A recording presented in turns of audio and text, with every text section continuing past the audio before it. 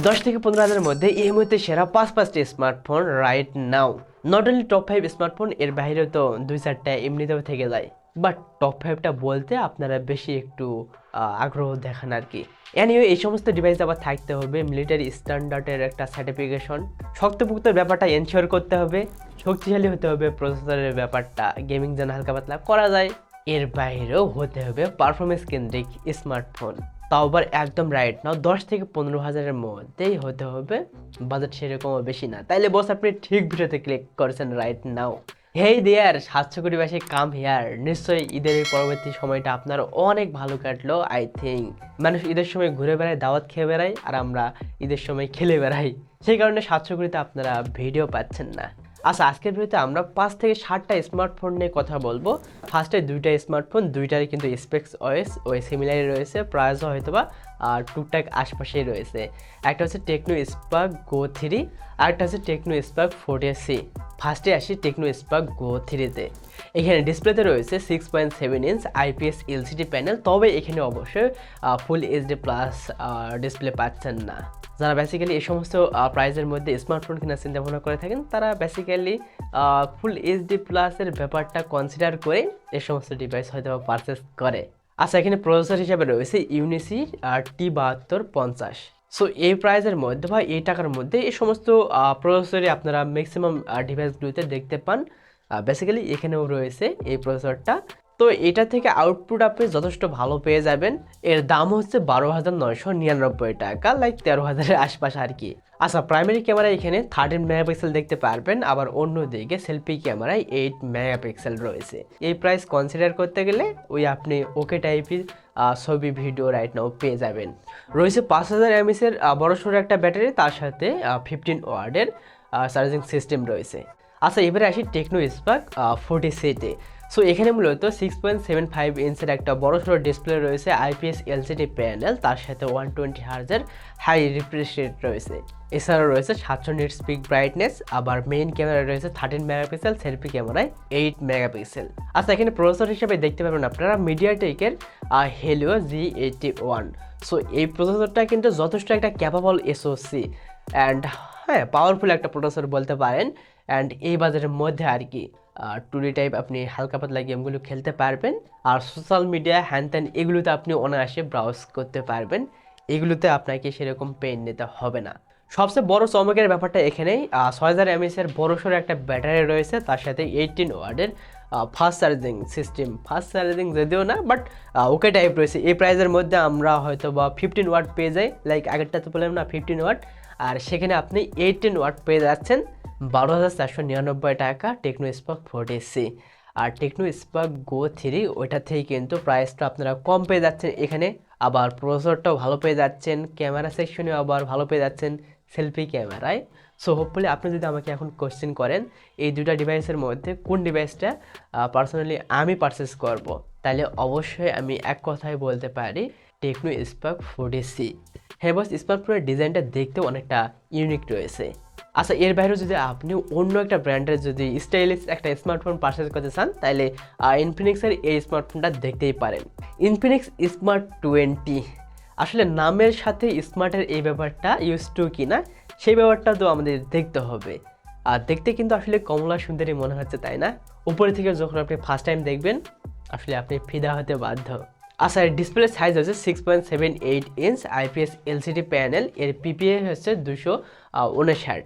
তবে এই স্মার্টফোনে মেন যে টুইস্টের ব্যাপারটা সেটা হচ্ছে পাঞ্চন কাট আউটটা আর কি। এছাড়াও প্রসেসর হিসাবে রয়েছে মিডিয়াটেকের হেলিও G81 আলটিমেট। আমরা আগেরটাতে শুধুমাত্র G81 পেলাম না, তাই না? আর থেকে হয়তো হালকা তো টুইস্ট দিয়ে রাখতেই পারে। আচ্ছা, মেইন ক্যামেরায় মূলত আপনারা 8 মেগাপিক্সেল পেয়ে যাবেন, আবার সেলফি ক্যামেরাও ওই 8 মেগাপিক্সেল। তবে তারা একটা ব্যাপার হাইলাইট করছে, সেটা হচ্ছে ডুয়েল ক্যামেরার ব্যাপারটা আর কি, ভিডিওর ব্যাপারটা। সো আপনি সামনের একসাথে ভিডিও নিতে পারবেন, আবার পেছনের আপনার ফেসেরও ভিডিও নিতে পারবেন। ভালো লাগার কথা, কাজে লাগারও কথা। আর রয়েছে 5200 mAh-এর বড় ব্যাটারি, আবার তার সাথে 15 ওয়াটের চার্জিং সিস্টেম রয়েছে। আচ্ছা, ইনফিনিক্স স্মার্ট 20 এর 464-টির প্রাইস হচ্ছে 12,999 টাকা। এবার পরবর্তী স্মার্টফোন, যদি আপনি এর থেকেও কিছু অংশে টাকা একটু বাড়ান তাহলে এই স্মার্টফোন একটু দেখতেই পারেন। হ্যাঁ, অবশ্যই পারফরমেন্স কেন্দ্রিক স্মার্টফোন ধরে নিতে পারেন রেডমি 14C। যদিও এই ডিভাইসটা কয়েক মাস আগে লঞ্চ হয়েছিল, লেটেস্ট ডিভাইস না, বাট তারপরে আপনাকে স্টিল নাও ভালো পারফরমেন্স দিতে পারবে রেডমি 14C। এটার দাম হচ্ছে রাইট নাও 13,999 টাকা।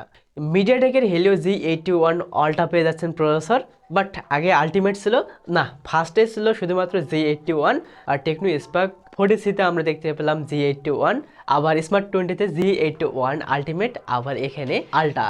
বাট আলট্রা যেহেতু রয়েছে, আলট্রা একটা ব্যাপার সবার ক্রিয়েট করবে। তো 6.88 ইঞ্চের একটা ডিসপ্লে রয়েছে, 120 হার্জের high refresh rate, 600 nits peak brightness. হ্যাঁ, ডিসপ্লে নিয়ে আপনি সন্তুষ্ট থাকতে পারবেন, এতটুকু আমি শিওর দিচ্ছি, কারণ পার্সোনালি আমি এই স্মার্টফোনটা অনেক কয়েকবার ইউজ করছি। আমার ম্যাচ রুমমেটেরও এই ডিভাইসটা রয়েছে, দ্যাটস আপনাদের হয়তো বা রিকমেন্ড করতে পারতেছি এই ডিভাইসটা। তবে এর বাইরেও এই স্মার্টফোনের ডিসপ্লেটা একটু বাল্কি টাইপ বা স্মার্টফোনটা একটু বড়সড় মনে হলে পারেও খারাপ লাগার যে ব্যাপারটা, ওয়াটার ড্রপ নসের ব্যাপারটা। আচ্ছা, মেইন ক্যামেরাতে আমরা দেখতে পাই 5 মেগাপিক্সেল, যদিও এখানে অনেক কয়টা ক্যামেরা সেন্সর রয়েছে, একটা ফ্ল্যাশ লাইট হয়তো বা, আর এর বাইরেও একটা সহকারী সেন্সর রয়েছে 2 মেগাপিক্সেলের ডেফ। অন্যদিকে সেলফি ক্যামেরা 13 মেগাপিক্সেল। সো ধরে নিতে পারেন যে সমস্ত ডিভাইসগুলো নিয়ে কথা বললাম, তো ওগুলো থেকে মেগাপিক্সেল হয়েছে তো অবশ্যই বেশি, তাই না? আচ্ছা, এবারে পরবর্তী স্মার্টফোন Oppo A6X। এইটার দাম হচ্ছে 14,999 টাকা। এখানে কোয়ালকম স্ন্যাপড্রাগন 685 এর প্রসেসর রয়েছে। তো কোয়ালকম স্ন্যাপড্রাগনের প্রসেসর অবশ্যই ভালো হওয়ারই কথা, পারফরমেন্স কেন্দ্রিক একটা ডিভাইস হতে চলেছে এই ডিভাইসটা। আচ্ছা, 6.75 এর ডিসপ্লে রয়েছে, ডিসপ্লেটা বড় সড়ো, IPS LCD প্যানেল, 120 হার্জের হাই রিফ্রেশ রেট রয়েছে এই ডিভাইসে। রয়েছে 1125 নিটস পিক ব্রাইটনেস, যা অ্যাজ ইউজুয়াল যে সমস্ত স্মার্টফোন নিয়ে কথা বললাম ওইগুলো স্মার্টফোনে কিন্তু এত ব্রাইটনেস কখনো দেখতে পারবেন না। আচ্ছা, ক্যামেরাতে আপনারা দেখতে পারবেন 13 মেগাপিক্সেলের একটা প্রাইমারি ক্যামেরা প্লাস 0.3 একটা কি জানি একটা সেন্সর রয়েছে, আবার অন্যদিকে 5 মেগাপিক্সেলের একটা সেন্সর থাকতেছে সেলফি ক্যামেরা আর কি। 6500 mAh-এর ব্যাটারি রয়েছে, তার সাথে 25.22 ওয়াটের ফাস্ট চার্জিং সিস্টেম রয়েছে। বাট এই ব্যাপারটা আসলে নতুন শুনলেন, তাই না? এছাড়া ডিসপ্লেতে আপনারা দেখতে পারেন 5 কাট আউট, তবে এই ব্যাপারটা অবশ্যই আপনার ভালো লাগতে পারে এই ডিভাইসটার ক্ষেত্রে। আচ্ছা, এবার শুধুমাত্র কথা হবে রিয়েলমির একটা ডিভাইস নিয়ে, রিয়েলমি C71। যারা বিশেষ করে স্মার্টফোনের প্রতি অযত্নশীল, তারা হয়তো বা এই ডিভাইসটা অবশ্যই দেখতে পারেন, কেননা বস এখানে অর্মরশীল গ্লাসের প্রোডাকশন রয়েছে।